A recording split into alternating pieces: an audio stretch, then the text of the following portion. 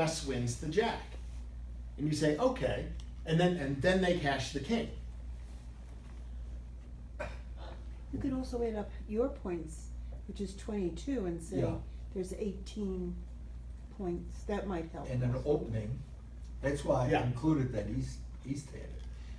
Yeah, but until you see the king, I mean theoretically, yeah. Now, Wes, we're going to find out. You know what? I mean, even if Wes had Queen Jack of clubs, we might have seen a club lead, even if they didn't have the full sequence of King Queen Jack, right? All that matters is that you work this out before you touch hearts. That's all you have to do, right? You have the benefit on this hand of being able to get your trumps drawn, fool around other places. That's why you can play on clubs and even, ace of clubs and concede a club, because you're never getting around a club loser on this hand. So you might as well play the ace and lose it. And then, and by the way, all along, maybe the defense will screw up. I say on this hand, on this deal, as it played out, the defense was perfect. They gave you nothing, right? Because at any time, either defender breaks the heart suit, they solve your problem for you, which is kind of what you're hoping will happen, but they have carefully not done that.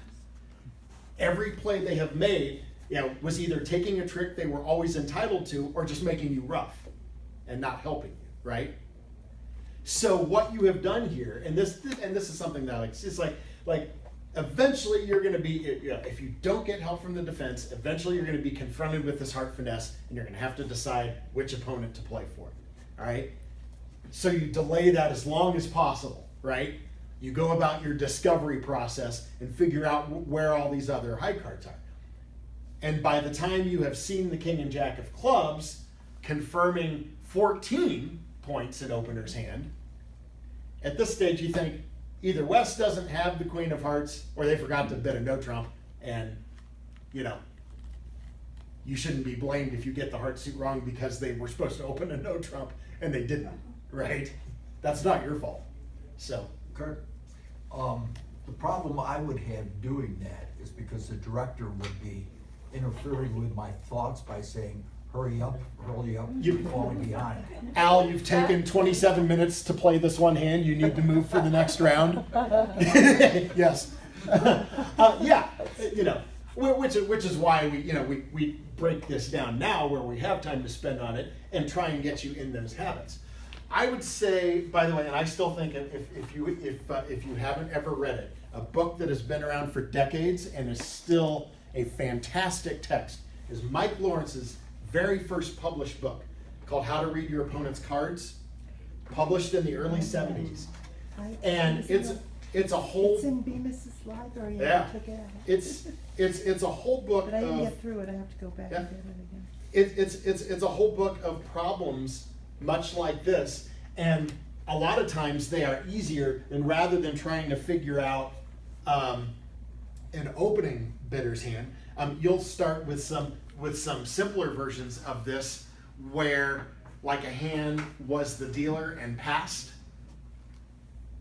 and then as you play out the hand, that hand shows up with an ace and another ace and a king, and then you have to finesse for a queen on the hand. And you say, well, if this person was the dealer, they've shown up with 11 points already. If they had the missing queen, they would have opened the bidding. So easier than sorting out this. See, you'll look at things like that if you get into the Lawrence book. It's really useful. And even things like unbid suits.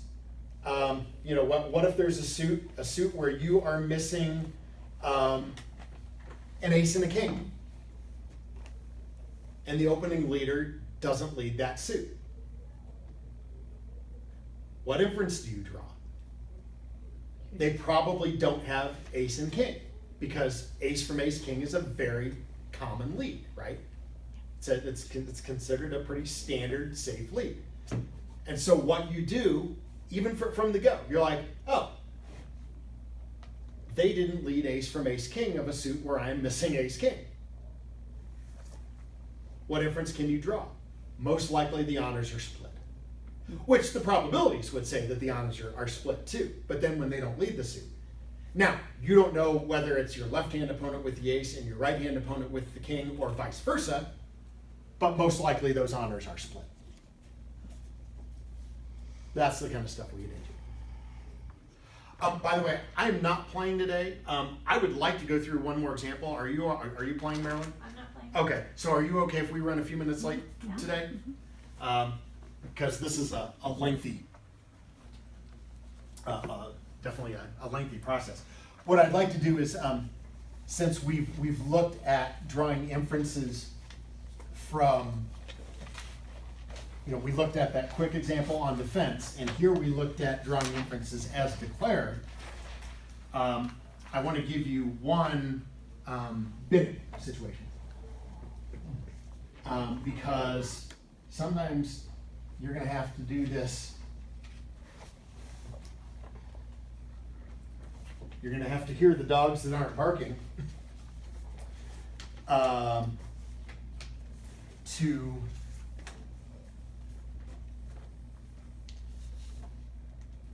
select the best contract.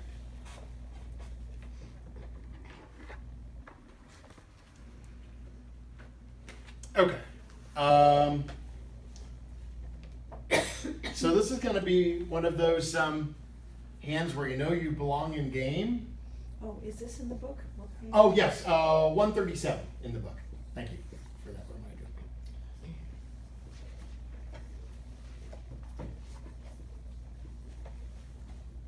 So this is an opener's hand, and I want to know what, and mainly we're going to go through a couple rounds of bidding before you are really confronted with your problem here.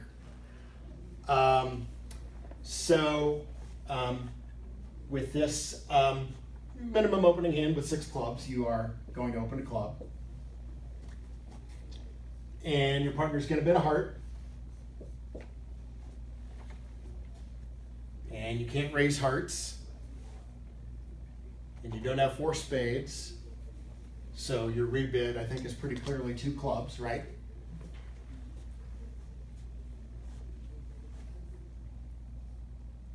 Doesn't really look like a no-trump rebid, does it? At least not at this point. Okay. Your partner is going to bid 2 spades. This is natural and forcing. This is one of those auctions where we, well, not only did we not have a 2/1, but we also haven't gotten to a 4th suit spot, right? So this is what we would sometimes call 3rd suit forcing. That's not actually a convention, but a new suit by a responder at this point is forcing. But it's 1 round forcing now. It's a 1 round force. Theoretically, it's a 1 round force, not a game force. And so now, partner has put you in a position where your next bid is probably going to be a little uncomfortable, isn't it? Yes. You are forced to bid something. You may not pass 2 spades because partner probably wants to be in game, or is very close to game values anyhow, close enough that you need to bid again. So let's think about the bids that you can make, and Eliminate pass is not among them. So I can see 5 possible responses, and let's look at these and either accept or reject them. All right, well, let's start with 2 no. Thumbs up or thumbs down on 2 no. Okay. All right, we don't like it. You don't like Why it? don't we like it? You don't have a stopper. in- Don't have a diamond stopper. Yeah, that's a problem. You'd love to be able to get out at 2 no, but what are you supposed to do? You have 2 little diamonds, and your auction has just screamed to the opponents that diamonds could be a problem, right? All right, if we end up in no trump, it's going to be on partner. Partner's going to have to be the one to do it because we don't have diamond stopper. All right. What about 3 clubs? Let's say you have 7 of them. It sounds like 7. Plus, it's not that strong. so- It's not a very good suit.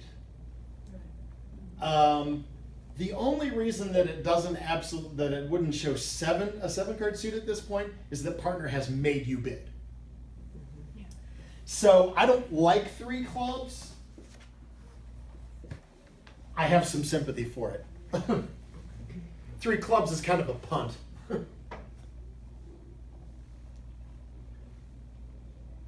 It's probably in the picture even though it's far from ideal, but none of our bids are ideal, right? Okay. So I'm not going to cross it out because it might be a consideration. You can't do anything else. All right, what about 3 diamonds? Here's a better question. What's 3 diamonds? It's not 4th suit forcing. It's not. I've seen this come up a couple times recently at clubs where people have bollocked some 4th suit forcing stuff. 4th suit forcing, in fact, I think I was just talking to Charlie about this. 4th suit forcing is not done by opener. 4th suit forcing is only done by responder. Is it asking for a stopper in diamonds? Maybe. It's very close to that. Yeah. So the standard treatment here of 3 diamonds is it's like a partial stopper. Like Jack third would be a good holding. It's partner, I'm close to being able to bid no trump, but I need a little help. Oh. So for example, let's say instead of too small, let's say you did have Jack third of diamonds. Partner with Queen Doubleton could safely bid 3-0. Or maybe you have Queen Doubleton and you'd like partner to have Jack third. Or even if partner even has the king, you know, Jack third opposite King Doubleton, you know, as long as the opponents are breaking the suit, you are guaranteed of a trick there. But since you have too small, you can't do that. So let's rule out 3 diamonds. But that would be the normal. It's kind of a weird bid. You probably wouldn't see it very often, but that's what 3 diamonds would typically say. It's not forcing because partner has already forced you to bid, but it's a questionable diamond holding. It's not a clear yes, it stopped. No, it's not stopped. We It's don't sort of in between. So Somewhere along the road, we learned that if you bid that suit, it says, I can't bid no trump because I don't have anything in diamonds, so. It's when the opponents are bidding diamonds and then you bid diamonds. that's back. more of like a Western cue. Oh. That's more of like the opponents bid the suit. So. Okay. Because here we're having an uncontested auction, the opponents aren't involved, and if you could bid no trump, you would, right? Yeah. And so almost anything that you do that is not 2-0 Yes.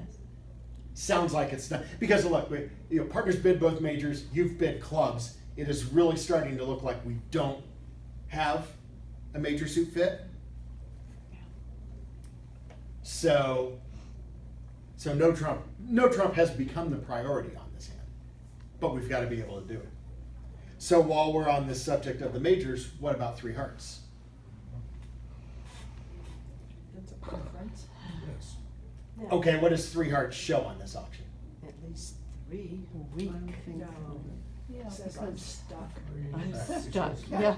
It shows 3, right? I'm not sure. When you rebid 2 clubs, you denied 4 hearts. But at the point where partner bids 2 spades, this could serve as kind of a check back, thinking, okay, if responder has 5 hearts, I can find out if opener has 3. Well, you don't. You have a good doubleton, ace doubleton. But if you bid 3 hearts, partner is going to take you for 3 of them. So that is problematic, isn't it? So I think we should rule that out. See, all of this just to learn that we have no good options and all of our bids are bad. Oh, Now, what about 3 spades? that would show 3 That shows also, 3. right? Okay, you do have 3 spades. Yeah. Decent ones too. Queen, Jack, third. If you had 4, you would have responded a spade. Aha. So you don't have 4. All right. Is it safe? And by the way, I do believe E to be the best bid of these 5. I believe it's a better call than bidding your crappy club suit a 3rd time. Why is 3 spades safe? Why will responder know that if you raise spades that you don't have 4-card support? And the answer is that even if you had a 6-card club suit, your first rebid should not be 2 clubs, but in fact should be 1 spade. your partner already knows you don't have four spades. Even if you really like your clubs, even if it's a better suit, the best approach on these hands is bid your 4-card spade suit first, and then you can always go back to clubs later with extra length, and partner will be able to work that out. But if we look at the auction we actually had, which is the auction on the left, where you denied 4 hearts, in that process you also denied 4 spades when you rebid 2 clubs. So at this point of the auction, if you bid 3 spades, you're just telling partner lots of things. And we focus on the negative inferences, on the dogs that aren't barking. You can't have 4 spades because you didn't bid a spade. You can't have 3 hearts because you didn't preference 3 hearts. You can't have a diamond stopper because you didn't bid 2 no, or a partial diamond stopper with that 3 diamond thing that we talked about. And at this point, you're off the hook, and responder is the captain and is going to have to choose the best spot. If your partner has a diamond stopper, knowing that you have raised spades on 3, they're still going to bid 3 no probably, right? Your 3 spades doesn't preclude you from bidding 3 no. It's got to come from partner's side anyhow because you have 2 little diamonds, right?